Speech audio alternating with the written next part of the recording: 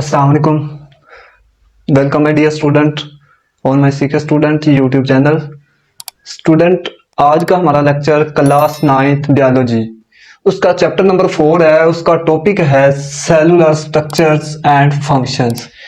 इसके बारे में हमने पढ़ना है कि सेल के अंदर पाए जाने वाले कुछ सेलुलर स्ट्रक्चर्स हैं, उनके बारे में डिस्कस करेंगे और उनके आगे फंक्शंस के बारे में पढ़ेंगे। लेकिन आज हम जो है वो सेल के अंदर पाए जाने वाला एक जो है वो एक हिस्सा जो है, एक पार्ट जो है वो पढ़ेंगे, वो है cell wall, cell membrane, cytoplasm and cytoskeleton. ये चार तरह के सेलुलर स्ट्रक्चर्स हैं, ठीक है। ये ऑर्गेनेलिज नहीं है, सेलुलर स्ट्रक्चर्स हैं। जो सेल के अंदर पाई जाने वाली ऑर्गेनेलिज हैं वो नहीं है, लेकिन सेल के अंदर पाए जाने वाले मेन पार्ट है। फर्स्ट है cell wall, cell membrane, cytoplasm and cytoskeleton. इनके बारे में हम डिस्कस करेंगे कि ये इनको नॉन ऑर्गेनेलिज भी क्या कह सकते हैं। स्टूडेंट, क्या कह सकते हैं इसको? इन सब को non cellular organelles organelles. First of all student देखें तो सेल वॉल जो होती है, आज के लेक्चर के अंदर हम सेल वॉल पढ़ेंगे। तो सेल वॉल के अंदर देखें कि कितने भी ऑर्गेनिज्म है इस दुनिया के अंदर पाए जाने वाले, तो उनके अंदर सेल वॉल नहीं होती। ऑल लिविंग ऑर्गेनिज्म के अंदर जो है वो सेल वॉल नहीं होती। ऑर्गेनिज्म के अंदर सारे जानदार आ जाते हैं, तो उनके अंदर सेल वॉल नहीं होती। नो सेल वॉल होती कहां पे?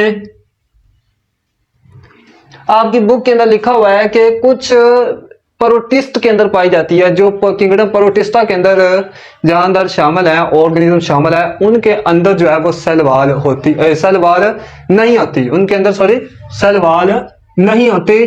तो एनिमल्स के अंदर भी सेल वॉल अब्सेंट होती है।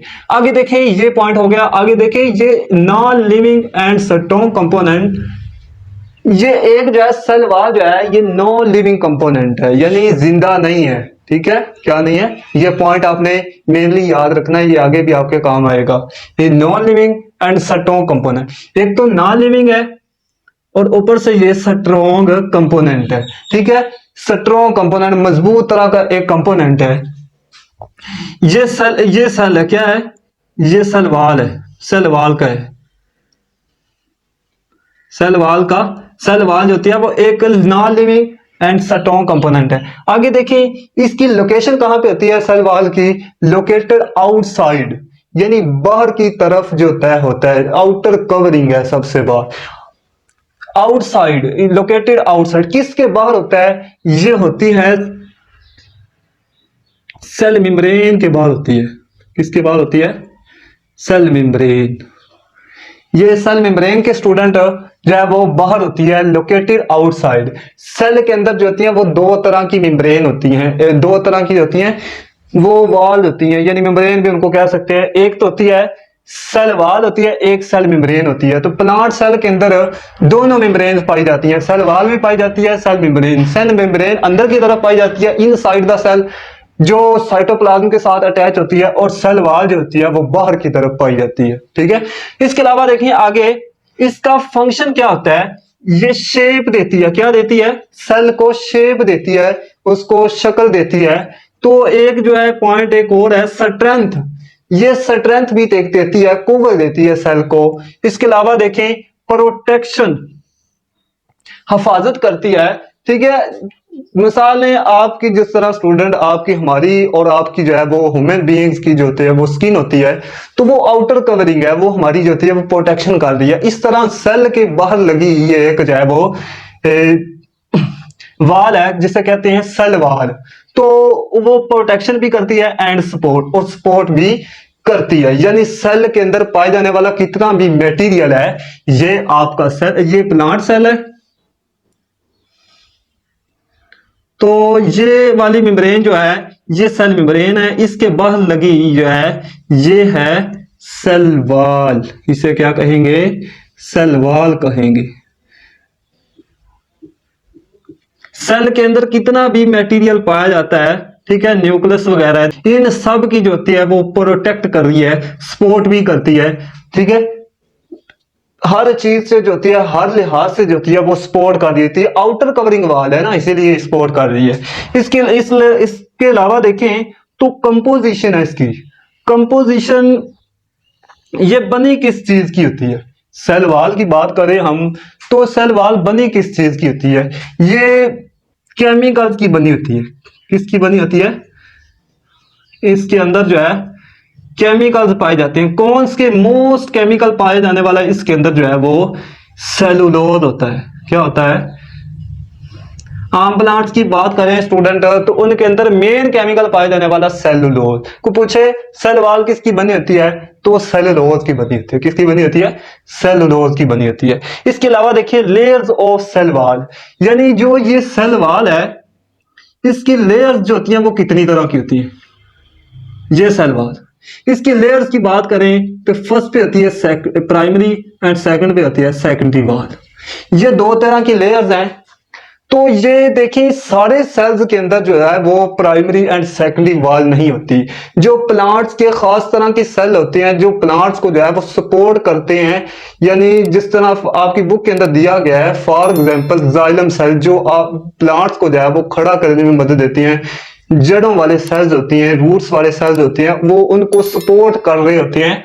तो उनके अंदर दो तरह की लेयर्स पाई जाती हैं, प्राइमरी भी पाई जाती है, सेकेंडरी वाल भी पाई जाती है, यानी ये दो तरह की लेयर्स होती हैं। इसके अलावा देखें तो प्राइमरी वाल किसकी बनी होती है? तो प्राइमरी वाल की हम बात करें तो ये जो है वो सेलुलोज की बनी होती है। किसकी बनी होती है? सेलुलोज की। प्राइमरी वाल की बात करें तो ये बनी होती है सेलुलोज केमिकल की बनी होती है। सेलुलोज केमिकल्स की बनी होती है। इसके अलावा भी अदर केमिकल्स भी इनके अंदर प्लांट सेल के अंदर जो सेल वाल पाई जाती है इनके अलावा भी इनके अंदर केमिकल्स होते हैं, वो दिए नहीं हुए। ठीक है, यानी जिस तरह हेमिलोपेक्टिन वगैरह देखें अदर केमिकल्स होते हैं वो भी पाई जाती हैं। इसके अलावा देखें तो आपके पास आता है जी प्लाज्मोडेस्माटा। ये क्या है जी? ये सेकेंडरी वाल के अंदर छोटे छोटे सुराख होते हैं। ठीक है, यानी ये हम जो है वो एक अलग शेप बना लेते हैं। ये तो हमने बनाई थी सेल वाल, ये आ गई थी सेल मेम्ब्रेन। तो इसके अलावा हम एक डायग्राम लेते हैं तो ये करें इसकी प्लांट सेल की प्राइमरी वाल है। इसके अलावा देखिए तो ये सेकेंडरी वाल है। ये क्या है? सेकेंडरी वाल है। तो ये है प्राइमरी वाल,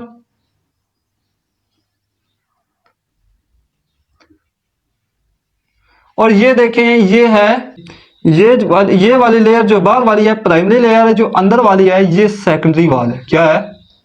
सेकेंडरी वाल है या लेयर है। ठीक है, ये दो तरह की लेयर्स होती हैं, प्राइमरी वाल सेकेंडरी वाल होती है। तो इनके अंदर जो सेकेंडरी वाल की बात करें तो इनके अंदर छोटे छोटे पोर्स होते हैं। छोटे छोटे पोर्स, इस तरह के छोटे छोटे पोर्स होते हैं। तो इन पोर्स को क्या कहते हैं? इन पोर्स को कहा जाता है प्लाज्मोडेस्माटा। क्या कहा जाता है? प्लाज्मोडेस्माटा। क्या कहा जाता है? प्लाज्मोडेस्माटा कहा जाता है। प्लाज्मोडेस्माटा का फंक्शन क्या होता है? जो सेल के अंदर पाया जाने वाला मटेरियल है उनके जो होता है साइटोप्लाज्म के अंदर जो होता है मटेरियल उनकी ट्रांसपोर्ट करना एक जगह से दूसरी, एक सेल से दूसरे सेल। प्लांट जो होते हैं वो प्लांट सेल के अंदर पाए जाने वाले कितने भी सेल हैं वो एक दूसरे के साथ जुड़े ही होते हैं। सारे के सारे सेल, फर्ज करें दो सेल जुड़े हुए हैं, इसके साथ जो है वो एक और सेल भी है, तो इसके साथ जो है ये सेल है। तो ये पोर्स जो होते हैं, ये एक सेल है, ये प्राइमरी वाल है, ये सेकेंडरी वाल है। तो इसके पोर जो होते हैं ये यहाँ पे भी पोर होंगे छोटे छोटे, या दूसरे सेल के पास जो उनकी सेकेंडरी वाल होगी, जो उस तरह के टिश्यूज होंगे, उस तरह के सेल्स होंगे। यानी इन सेल्स को भी जो है वो स्पोर्टिव टिश्यू सेल्स कहेंगे। क्या कहेंगे? Supportive cell. जैसे जाइलम सेल, जाइलम सेल, इससे मुराद आप जाइलम सेल्स ले लें। ठीक है, आपकी बुक के अंदर दी गया है। तो इनके ये वाले पोर्स होते हैं, ये वाले पोर्स होते हैं, इधर कुछ मटेरियल लाते हैं, ये वाले पोर्ट होते हैं इधर लाते हैं, चीजों की ट्रांसपोर्ट करते हैं। क्या करते हैं? ट्रांसपोर्ट करते हैं, ये कहते हैं ट्रांसपोर्ट। ये पोर छोटे छोटे जो होते हैं इन्हें प्लाज्मोडेस्माटा कहा जाता है। आगे देखिए प्रोकैरियोट्स। प्रोकैरियोट्स क्या होते हैं? प्रोकैरियोट्स होते हैं जी बैक्टीरिया होते हैं। क्या होते हैं?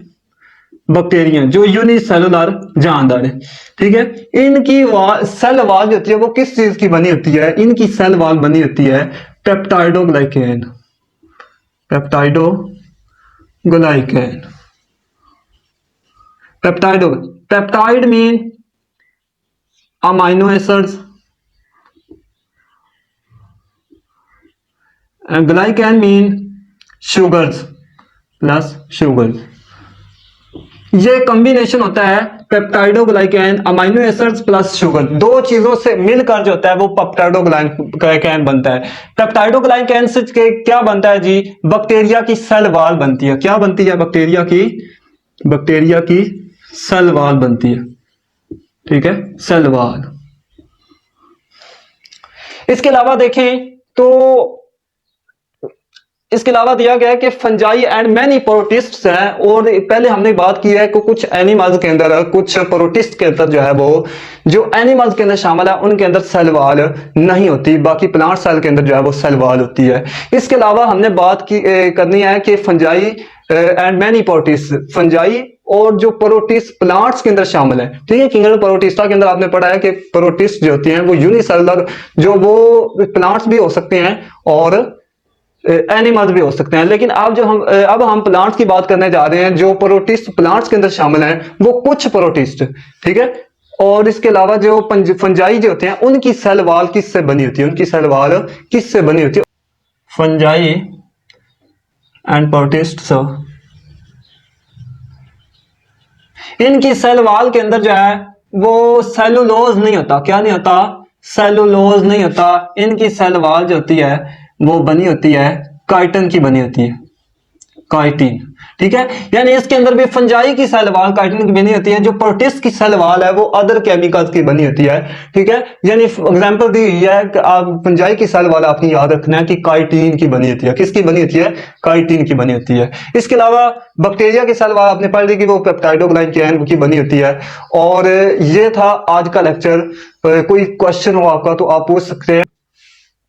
ये लेक्चर जो होते हैं रेगुलर अपलोड कर रहा हूँ। स्टूडेंट, आपके लिए वीडियो अच्छी लगी हो तो वीडियो को लाइक कर दो, चैनल को सब्सक्राइब कर लें ताकि हर नई आने वाली वीडियोस का नोटिफिकेशन आप तक पहुँच सके। अल्लाह हाफिज़।